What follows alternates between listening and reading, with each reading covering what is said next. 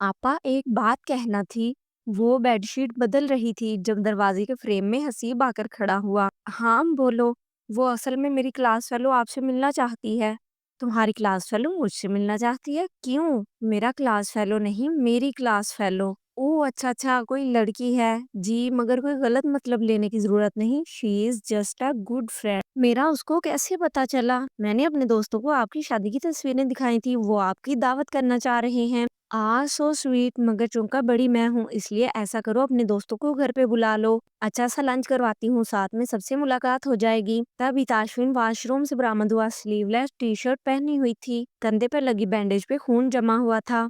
ताशविन क्या ख्याल है? मैं हसीब के दोस्तों को लंच पे बुलाना चाह रही हूँ। मेरी तरफ से इजाजत है, जब चाहो जिसको चाहो बुलाओ। मैंने कौन सा मेहमान नवाजी के फराइज सर अंजाम देने हैं? इस घर में हर कोई आजाद है स्वाय मेरे। हसीब हंसते हुए बोला। आपा, आपने हमारे शेर को एक दिन में गीदड़ बना दिया। वाह, कैसे अच्छे बच्चे बने घर में बैठे हैं। तुम इसको ज्यादा पंप मत करवाओ, पहले ही कोई कम रोब नहीं डाल रही, लेकर घर पे बिठा दिया। तोबा, एक छुट्टी क्या करवा ली, किसी बच्चे की तरह शिकवे खत्म नहीं हो रहे। अब आराम करें ताकि जख्म से खून रसना बंद हो। बाज स्कूल से वापसी पे सीधा ताशवीन के पास आए। आज मिस पूछ रही थी तुम्हारे भाई का क्या हाल है। मैंने कहा बिल्कुल ठीक है, तो वो कहने लगी कल उनको गोली लगी थी, ज्यादा जख्म तो नहीं आया।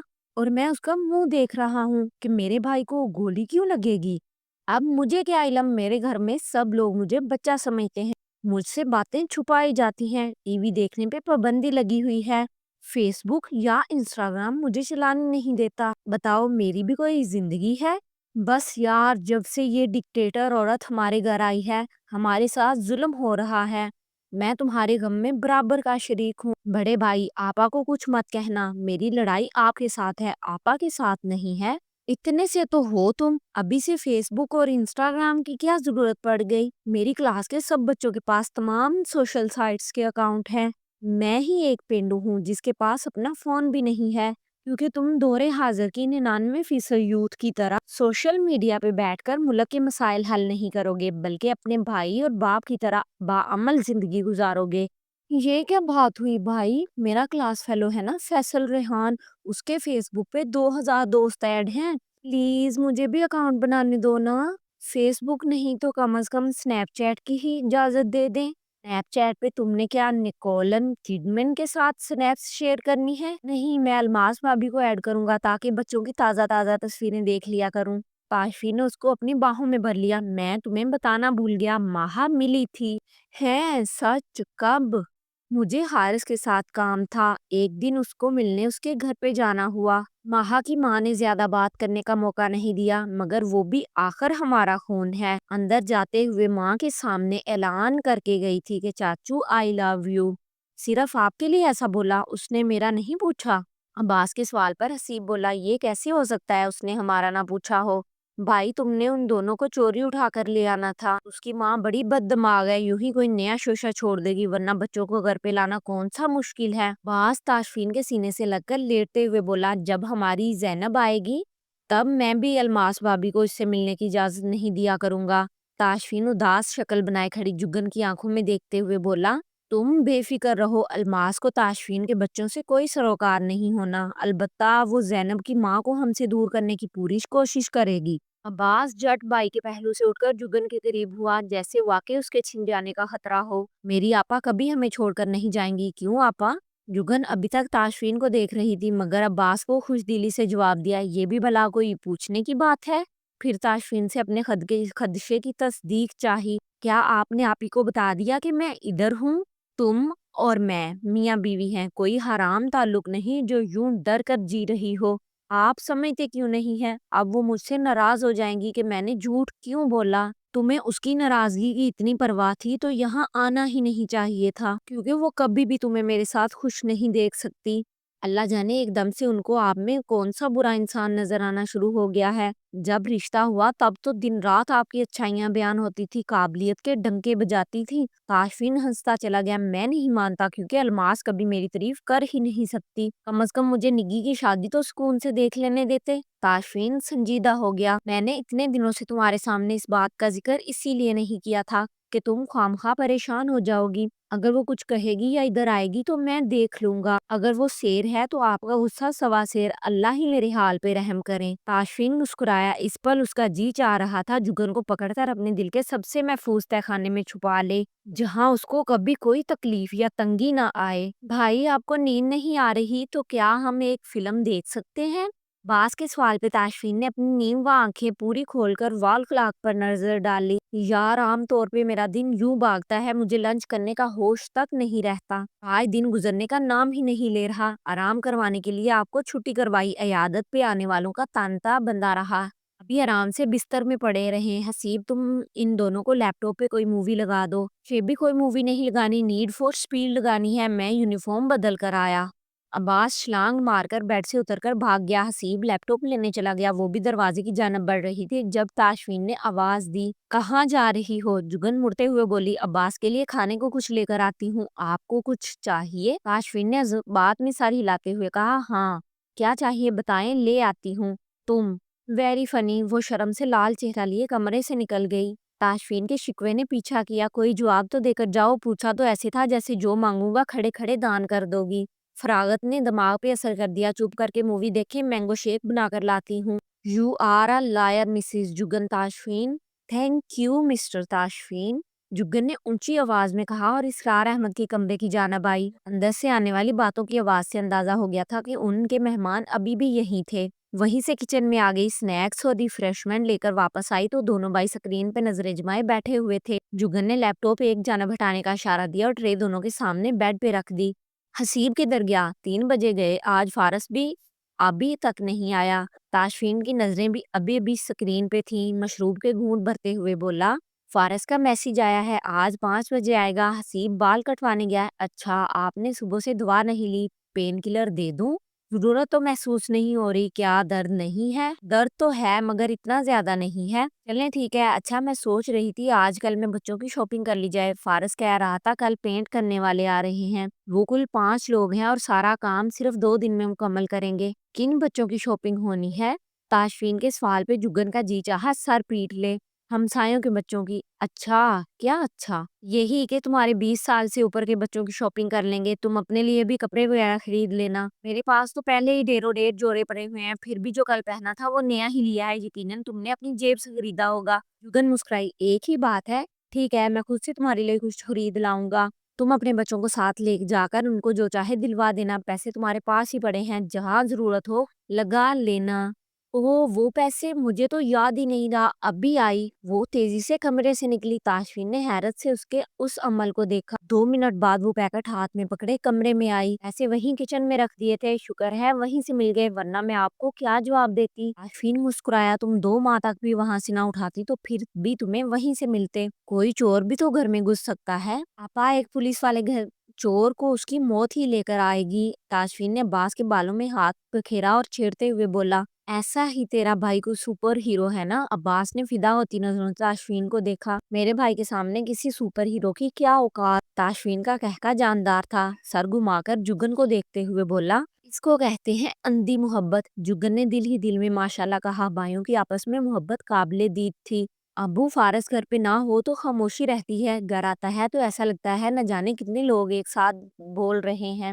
اسرار احمد اس کی بات سے اتفاق کرتے ہوئے بولے، ہاں ایسا ہی ہے، بول نہ بھی رہا ہو بس گھر پہ موجود ہو تب بھی اس کی اپنی رونق ہوتی ہے۔ یہ آواز آ رہی ہے، جو آپ باپ بیٹی سرگوشیوں میں میری تعریفیں کر رہے ہیں، مجھے کوسنے تو دھڑلے سے دیے جاتے ہیں، تعریف بھی ویسے ہی کرے نا ظالموں۔ نا سپیکر ہلکا کبھی مت رکھنا، میرا شوہر اندر سو رہا ہے، اس کے آرام کی خاطر آہستہ دھیمی آواز میں بات کر رہی ہوں، لوگ زن مرید ہوتے ہیں، آپ بنی بنائی شوہر مرید ہیں، زیادہ باتیں نہ کرو، کیونکہ یہ دیکھنے میں آیا ہے جو لوگ کسی پر تنقید کرتے ہیں اپنا وقت آنے پر وہ خود بھی ویسے ہی ثابت ہوتے ہیں۔ استغفر اللہ، نعوذ باللہ، میرا شوہر نہیں ہوگا۔ جگن نے ماتھا پیٹ لیا۔ سیڑھیوں پہ بیٹھ کر اپنا یونی کا کام کرتے حسیب نے وہیں سے نشانہ رکھ کر اپنی چپل پھینکی تھی، جو سیدھی ہال کی دیوار کے ساتھ ٹیک لگا کر فرش پہ بیٹھ کر لیپ ٹاپ پہ مصروف فارس کے سینے پہ لینڈ ہوئی تھی۔ بے غیرت انسان، کبھی سوچ سمجھ کر بھی بک لیا کر۔ ہائے مر گیا مسٹر میسنی سنڈی، تیری خیر نہیں پتر، بچ ذرا اب۔ فارس نے لیپ ٹاپ ایک سائڈ پہ رکھا اور وہی جوتا پکڑ کر حسیب کی شامت بلاتے ہوئے اس کے پیچھے ہو لیا۔ सीब एक ही जुस्त में सीढ़ियों से उतरकर सोफे की ओट में हुआ। बकवास तुमने की थी, अब मेरा हाथ तेरी बकवास सुनकर तेरी छत्रोल करने को तैयार हो गया, तो मेरा क्या कसूर? सूर बताता हूँ, तू एक दफा मेरे हाथ लग जा बेटा। ऐसा लग रहा था जैसे सिटिंग हॉल में जलजला आ गया हो। दोनों भाई बैलों की तरह भाग रहे थे। एक वक्त में जुगन को लगा दोनों उसके ऊपर गिरेंगे। जुगन के हलक से चीख बरामद हुई। फारस हसीब को पकड़कर उसकी कमर में मुक्के बरसा रहा था, जबकि हसीब उसके पैरों में कूनी मारी।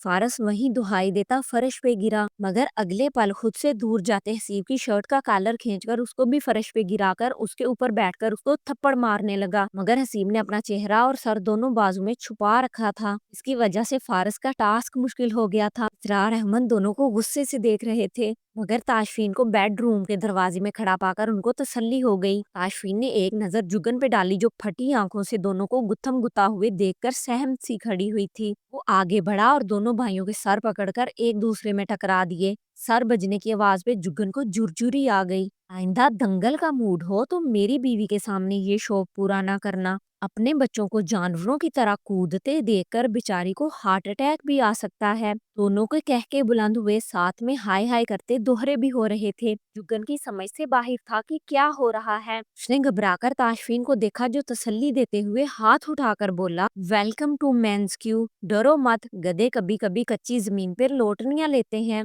उनकी सेहत के लिए अच्छा होता है। मगर दोनों को चोटें आई हैं, इतनी जोर से सोफे पर से गिरे थे। दोनों उठकर जुगन से सॉरी करो। इसरार अहमद के कहने पर दोनों अपना अपना सर पकड़कर गिरते पड़ते खड़े हो गए। फारस की आंख के करीब गोमड़ उबर आया था। हसीब के होंठ से खून निकल रहा था। दोनों जुगन के सामने हाथ बांधकर खड़े हुए और कमर तक झुककर सलाम किया। फारस हर दफा जापानियों के अंदाज में कमर तक डुबकी मारता और कहता जाता, मेरी माँ, मेरी बड़ी बहन, मेरी छोटी बहन, मेरी दोस्त, मेरी भाभी, मुझे माफ कर दे।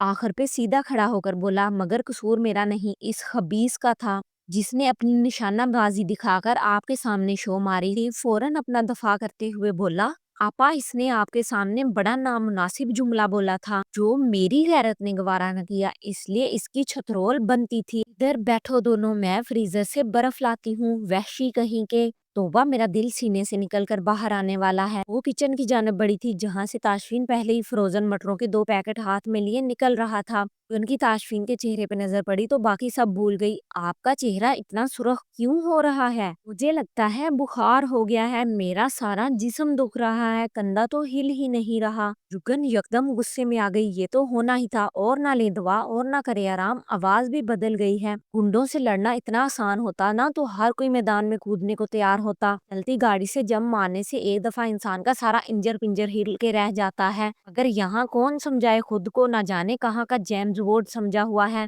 ताकि जो मूवीज वाला जेम्स बॉन्ड है, इतना सा एक्शन करने के बाद तो वो भी थोड़ा ब्रेक ले लेता है। शराफत से जाकर लेट जाए, मैं दवा देती हूँ, और खबरदार जो बिस्तर से पाँव उतारा, बड़ी बुरी तरह पेश आऊंगी। उसके हाथ से बैग्स छीनने और डांट कर रख दिया। ताशफीन ने हैरत से उसको देखा, फिर सवालिया नजरों से इसरार अहमद को देखा। क्या ये सब मेरी बीवी ने ही कहा है?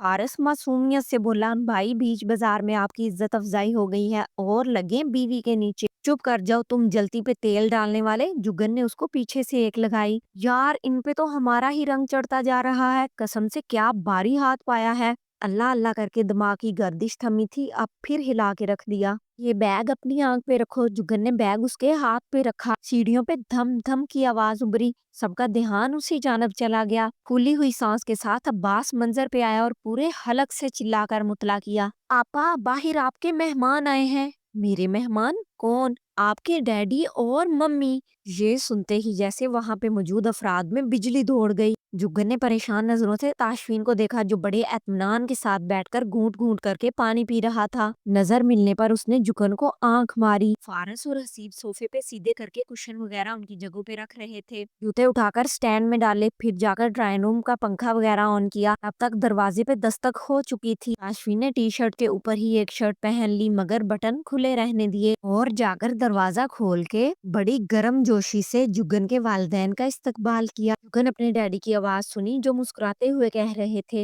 यंग मैन, हमने तुम्हारे बारे में बहुत बुरी खबरें सुनी थी, इसलिए फिक्रमंद होकर तुम्हारी खैरियत जानने को चले आए हैं। अगर मुझे इल्म होता कि आप मेरी खैरियत जानने को आएंगे तो मैं पहले ही अपना एक्सीडेंट करवा लेता। जवाब में डैड का कहका सुनकर जुगन के लबों पे भी मुस्कुराहट दौड़ गई। तभी डैड ने हॉल में कदम रखा, सबको मुश्तिरका सलाम किया। जुगन मिक्स किस्म के एहसासात का शिकार हो रही थी। माँ बाप को अपने घर देखकर खुशी तो हुई थी मगर कहीं भी डर रही थी। डैडी तो बड़े खुश लग रहे थे मगर मम्मी के चेहरे के तासरात देखकर यूं लग रहा था जैसे कोई हॉरर मूवी देख रही हो। उसने डैडी से गले मिलने के बाद उनके गाल पे बोसा लिया। डैडी, आपको देखकर मुझे बड़ी खुशी महसूस हो रही है। मेरे जुगर के टुकड़े, यकीनन आपकी खुशी इस खुशी से कम है जो आपको अपने घर पे राजी देखकर मेरे दिल को मिली है। उनके इन अल्फाज पे मम्मी ने आंखें घुमाई। जुगन किसी बच्ची की तरह अपनी माँ से लिपट गई। मैं आपको इतना याद कर रही थी, अच्छा हुआ आप आ गई। बिहेव योरसेल्फ जुगन, इतनी बड़ी हो गई हो मगर अभी तक तुम्हारा बचपना नहीं गया। मम्मी ने सबके सामने नागवारी से डांट दिया